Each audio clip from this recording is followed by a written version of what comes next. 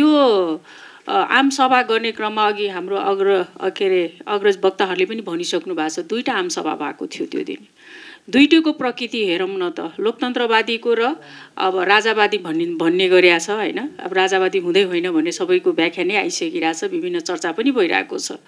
भनेपछि यो लोकतन्त्रवादी होइन, जनताको लागि होइन कि यो आफ्नो व्यक्तिगत स्वार्थ, अराजकता फैलाउने, हिंसा फैलाउने, देशको सम्पत्तिलाई नष्ट गर्ने र देशलाई अझ ब्याक गर्ने। अहिले एक त हामी विभिन्न कारण, आन्दोलनकै कारण डे बाई डे, दिन प्रतिदिन हाम्रो देश चाहिँ पछाडितिर धकेलिँदै गइरहेको छ।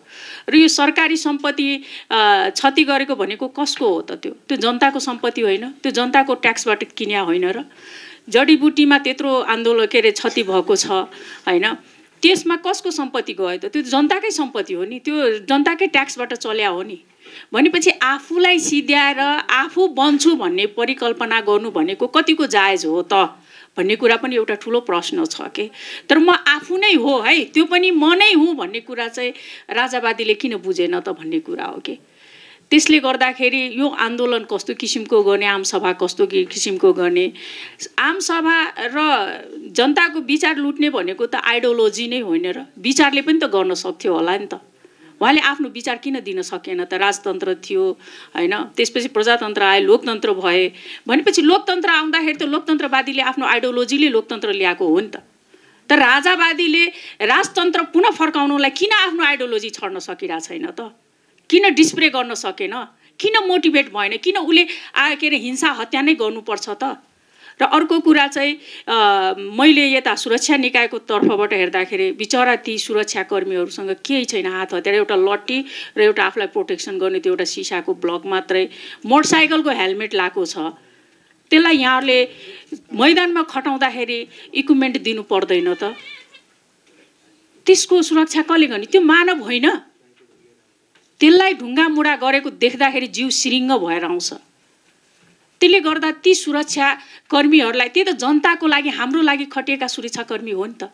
सबैको जनधनको क्षतिको लागि उभिएको हो नि त मैदानमा, फ्रन्ट लाइनमा छ उनीहरू। तर उनीहरूलाई दिनुपर्ने सेफ्टीहरू, उनीहरूलाई दिनुपर्ने इक्विपमेन्टहरू एभाइलेबल पूर्ण रूपमा छैन। माननीय मन्त्रीज्यू, त्यतातिर पनि हामीले ध्यान दिनुपर्छ। र जुन हिसाबले निषेधित एरिया छोडेर घोषणा गरेको एरिया पनि जबरदस्ती क्रस गरेको छ। यदि सायद मैले बोल्न मिल्छ मिल्दैन भन्न त म सक्दिनँ, बोल्न मिल्छ कि मिल्दैन। यदि म त्यो बेलामा चाहिँ म आफै पनि मन्त्री भएको भए चाहिँ म सुट गरिदिउँ भनेर आदेश दिन्थेँ। त्यत्रो सुरक्षाकर्मीलाई पेलेर जाने कहाँ चिकसम्मको नैतिकता हो? उसले गर्न खोजेको के हो त? ऊ सर्वोपरि हो? जे बोले पनि भयो, जे गरे पनि भयो। त्यत्रो सुरक्षाकर्मीले मुर्काले त्यो सिसा फोडाएको छ, बुलेट प्रुफ गाडी चढेर आएको छ, त्यत्रो सुरक्षाकर्मीलाई पेलेर गएको छ। त्यो त लाइभ सबैले देखिरहेको थियो।